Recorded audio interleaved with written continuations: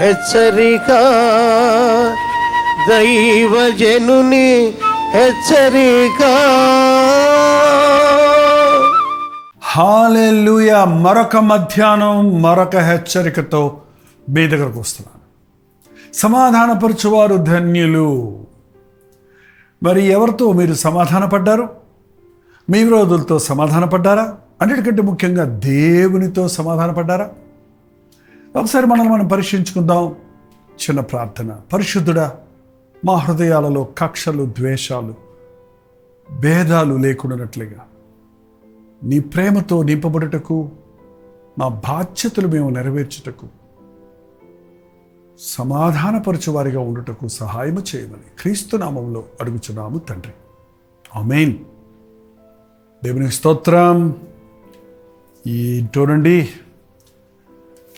నాకు వాళ్ళంటే పడదండి, నాకు వాళ్ళతో మాట్లాడబుద్ధి అయిందండి అంటారా? చూడండి, మనందరం అవకాశవాదులం.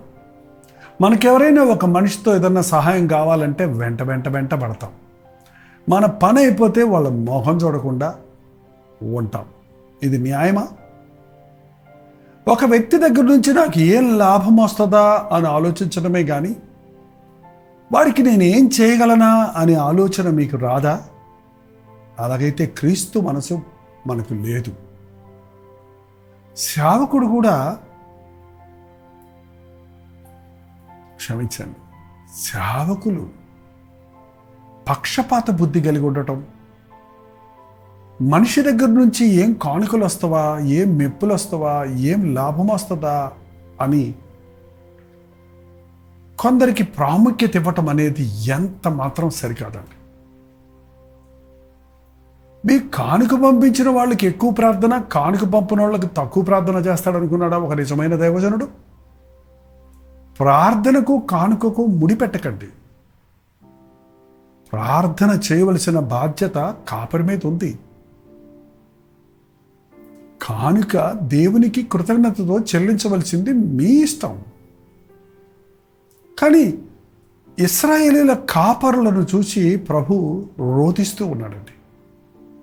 యెహెజ్కేలు గ్రంథం 34వ అధ్యాయం చూస్తే 2వ వచనంలో, నరపుత్రుడా, ఇశ్రాయేలీల కాపరుల గురించి మాట ప్రవచింపుము. ఆ కాపరులతో ఇట్లనము, ప్రభువు యెహోవా సెలవిచ్చినదేమనగా, తమ కడుపు నింపుకొను ఇశ్రాయేలీల కాపరులకు శ్రమ. కాపరులు గొర్రెలను మేపవలన కదా. మీరు కొవ్విన గొర్రెలను వధించి కొవ్వును తిని బొచ్చును కప్పుకుందరు గాని గొర్రెలను మేపరో. అయ్యో, దేవుని సేవ అంటే డబ్బు పోగు చేసుకోవటం అనుకుంటున్నారా? ఆత్మలను దేవునితో సమాధానపరచటం. దేవుని సేవ అంటే సుఖం అనుకుంటున్నారా? కన్నీరు, కష్టము, త్యాగము, సమర్పణ లేకుండా నిజమైన దేవుని సేవ చేయలేము. లాభమును అపేక్షించి దేవుని సేవ చేసేవాడు మానవ సేవ చేస్తున్నాడు, మనుషుల సేవ చేస్తున్నాడు అని చెప్పొచ్చు. దేవుడు నా కొరకు క్రీస్తు పంపించాడు, నేను ఇతరుల కొరకు వెళ్ళాలి. క్రీస్తు రక్తం నా కొరకు చిందించాడు, ఆ రక్తంలోని ప్రభావాన్ని, ఆ యొక్క మహిమను, ఆ స్వస్థతను, ఆ పాపక్షమాపణ గురించి నేను ఇతరులకు చెప్పాలి అనే భారం కలిగిన వాడే సేవకుడు. కానీ అంచె దినాలలో సేవ కడుపు నింపుకోవడానికా చేస్తున్నాం? డబ్బులు పోగు చేసుకోవడానికా చేస్తున్నాం? అలా అని అందరూ అలాంటి సేవకులే అనుకునేవారు ఈ రోజుల్లో ఎందరో ఉన్నారండి. చెప్పాను కదా, 39 సంవత్సరాల నుండి సేవ చేస్తున్నాను, స్వతంత్ర పరిచర్య. 50 సంవత్సరాల నుంచి సేవలో ఉన్నాను. దేవుని కొరకు ఏం చేయాలా అనే ఆశ తప్ప ఎవరెవరో నాకు తెలియకపోయినా వారిని క్రీస్తు ప్రేమ చూపించి ప్రార్థించాలని, వారిని దేవునితో సమాధానపరచాలని ఆశ తప్ప వారి ద్వారా నేనేమి సంపాదించుకోవాలా అనే మనసు ఆయన కృప వలన ఇంతవరకు నాకు రాలేదండి.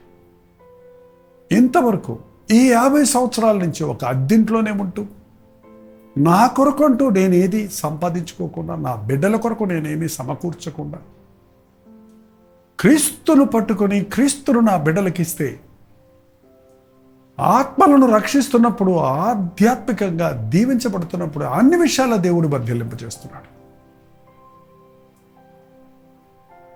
కాపరులారా, మీకు శ్రమ అనే మాట నాకైతే వణుకు పుట్టిస్తుంది. మీరు కడుపు నింపుకొని కాపరి గొర్రెలను మేపకపోతే అది దేవుని సేవలో అవుతుంది. 4వ వచనం కూడా చదువుదామండి. బలహీనమైన వాటిని బలపరచరు, రోగము గల వాటిని స్వస్థపరచడు, గాయపడిన వాటిని కట్టరు, తోలివేసిన వాటిని మరల తోలుకొనిదారు, తప్పిపోయిన వాటిని వెదకరు. అది మాత్రమే గాక మీరు కఠిన మనస్కులై బలాత్కారముతో వాటిని ఏలుదురు. మందకు కాపరులు మాత్రమే మనం. మంద యజమాని దేవుడు. మందను కనికరించకుండా మంద పట్ల కఠినులుగా ఉంటే, దేవునితో సమాధానపరచడానికి బదులు ఆత్మల మీద పెత్తనం చేయటానికి, వారిని రూల్ చేయటానికి ప్రయత్నిస్తే అయ్యో అట్టి కాపరులకు శ్రమ అని నేను చెప్పడం లేదండి, బైబిల్ చెప్తుంది. అట్టి కాపరులుగా మనం ఉండకుందుముగాక, నేను ఉండకుందునుగాక. తలవచ్చండి, ప్రార్థిద్దాం. పరిశుద్ధుడా, నీకు వందనములయ్యా. ఇతరులతో ఎలా ప్రవర్తించాలో, నీ ప్రేమను వారికి ఎలా వివరించాలో, నీతో వారు సమాధానపడినట్లుగా వారిని ఎలాగూ బలపరచాలో, వారిని కొరకు ఎలా ప్రార్థించాలో, వారికి నీ సమాధాన సందేశమును బ్రతిమలాడుకుంటూ అందించాలో అన్నది మాకు నేర్పించు. మాకు అధికారం ఉన్నదని కఠినముగా ప్రవర్తించి నీ కోపమునకు, ఉగ్రతకు గురికాక మనుషులను నీ నుండి దూరపరచు వారిగా చేసుకొనక, నీ వ్యక్తులను మా వైపు తిప్పుకోవడానికి ప్రయత్నించే దౌర్భాగ్యపు స్థితికి దిగజారక, ఆత్మలను నీతో సమాధానపరచు వారిగా ఉండుటకు మా ఒక్కొక్కరికి సహాయము చేయమని క్రీస్తు నామములో అడుగుచున్నాను తండ్రి. ఆమేన్. తండ్రి అయిన దేవుని యొక్క ప్రేమయు, కుమారుడైన క్రీస్తు యొక్క కృపయు, ఆదరణకర్త అయిన పరిశుద్ధాత్మ యొక్క సహవాసం ఈ హెచ్చరికను విన్న మనందరికీ నీ తోడై ఉండును గాక. ఆమేన్. 9540 నెంబర్కి మీ ప్రార్థన అవసరతలు, భారాలు ఉంటే ఒక టెక్స్ట్ లేక వాయిస్ మెసేజ్ ద్వారా వాట్సాప్ చేయండి. మీ పక్షంలో ప్రార్థిస్తాం.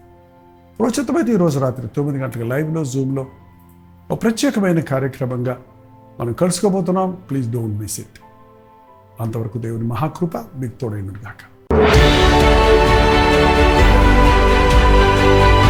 హల్లెలూయా. విజయవాడ పరిసర ప్రాంతాల్లో ఉన్న వారికి శుభవార్త. అనేక సంవత్సరాల తర్వాత మరొకసారి విజయవాడలో ఉజ్జీవ సభలను ఏర్పాటు చేస్తున్నామని సంతోషంతో మీకు తెలియజేస్తూ ఉన్నాను. గమనించండి, జనవరి 13, 14, 15 తారీఖుల్లో ప్రతిరోజు సాయంత్రం 6 గంటలకు విజయవాడలోని బిషప్ అజ్రయ గ్రౌండ్స్లో ఈ కల్వరి ఉజ్జీవ సభలను మీ కొరకు ఏర్పాటు చేస్తున్నాం. ఇప్పుడే వాటి కొరకు మీ సమయాన్ని సిద్ధపరచుకోండి. దేవుని సన్నిధిని అనుభవించినట్లుగా అనుదినము మీ ప్రార్థనలో గుర్తుపెట్టుకోండి. ప్రతిరోజు సాయంత్రం 6 గంటలకి బిషప్ అజ్రయ గ్రౌండ్స్లో జరిగే ఈ ఉద్యోగ సభల కొరకు ఈ రోజు నుంచి భారంతో ప్రార్థించండి, పాల్గొనండి, దైవాశీస్సులు పొందండి.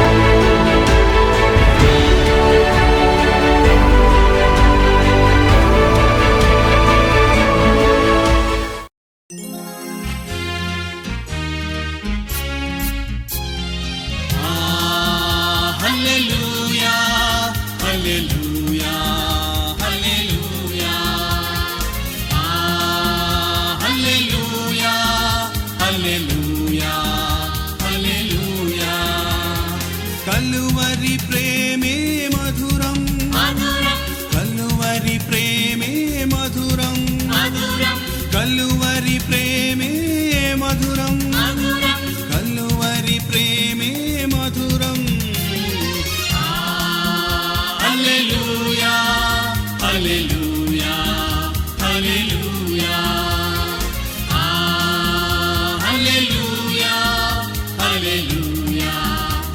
హల్లెలూయా.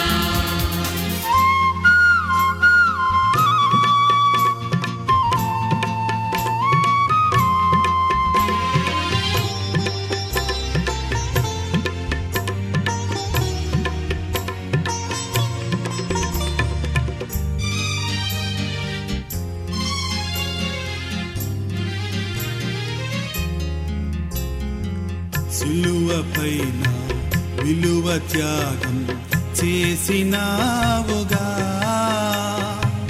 పాపినైనా నా కొరకు చిందించినావుగా, రుధిరం చిందించినావుగా. కలువరి ప్రేమే మధురం, కలువరి ప్రేమే మధురం, కలువరి ప్రేమే మధురం, కలువరి ప్రేమే